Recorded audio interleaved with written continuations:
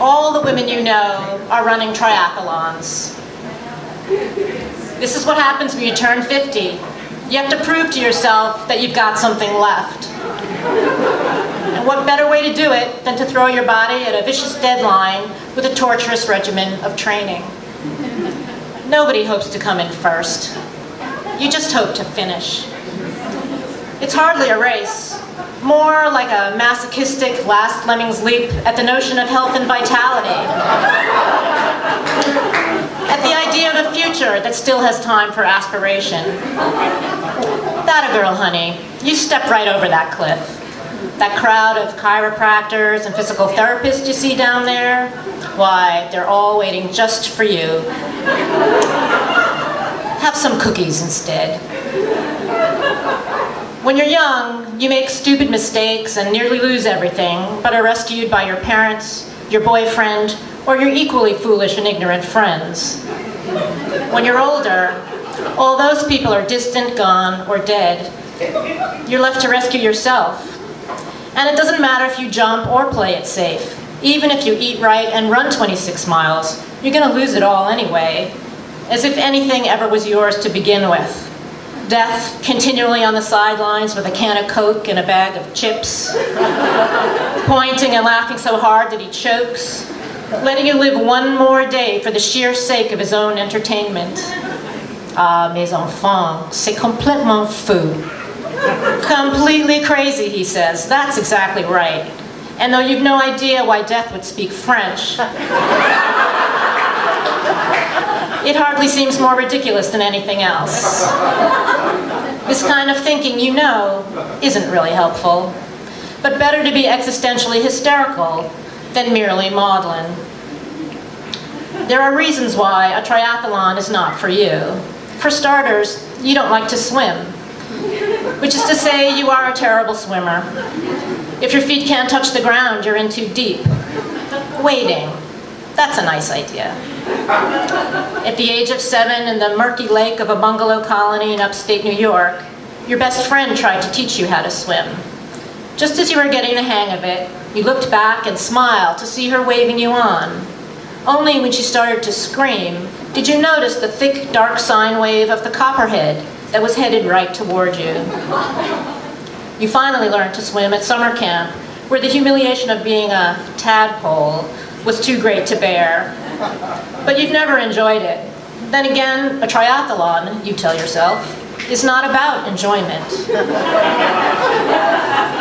It's a demonstration that you're not dead yet. Unless, of course, it kills you.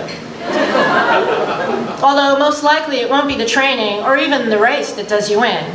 The thing you won't survive is the sad cliche of bathing suit shopping. You're so caught up in the potential for abject failure in what would be just the first segment of the race that you nearly miss the exit for Ashby Avenue. A difficult thing to do since, as it happens, you're already in the exit-only lane.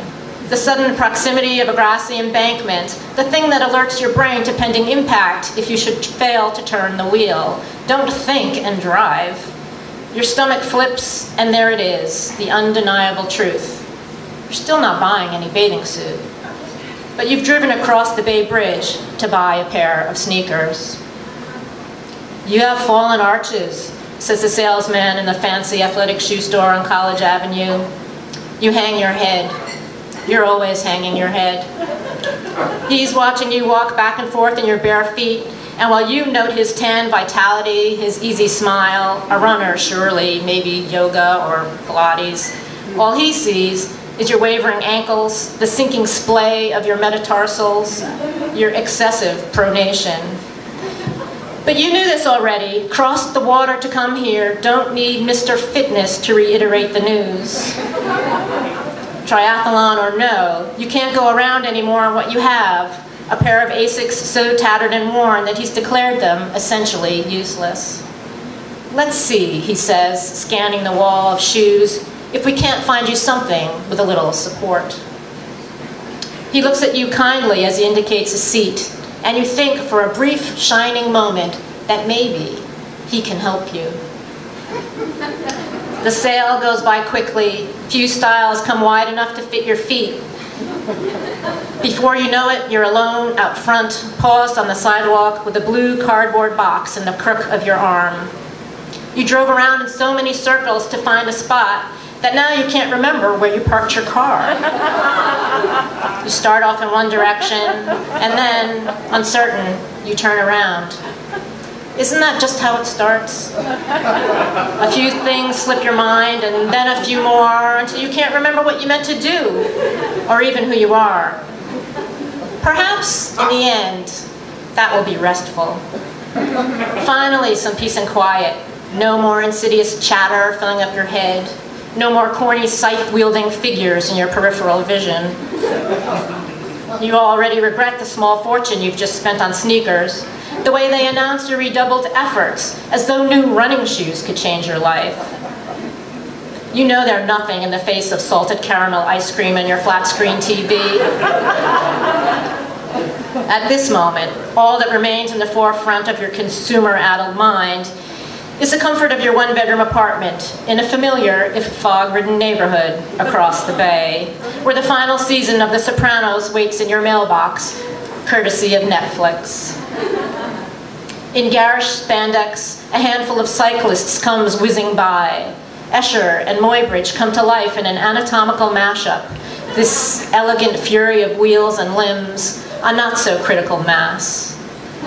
The last rider wears yellow and black, his elbows tucked into his sides like the folded wings of a monarch butterfly.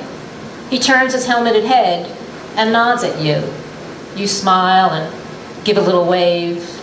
Neither of you sees the Prius that veers around a double-parked car and clips his front wheel. His hands release the looped handlebars, legs still pedaling, as he takes to the air in a graceful cartwheel above the street. Time moves forward and back amid the squawking of crows, a squeal of tires. His tumbling body bounces off the hood of the car that hit him. Before he hits the ground, you turn away. You tell yourself the careening Prius was going to hit him anyway. You tell yourself he'll be okay. As you take off, the shock of the pavement inflames your shins. Air sears your lungs, cramps wrench your guts. Your meter will expire. They will tow your car. Death spits warm soda through his nose, but you don't care. You clutch your shoebox to your chest and just keep running.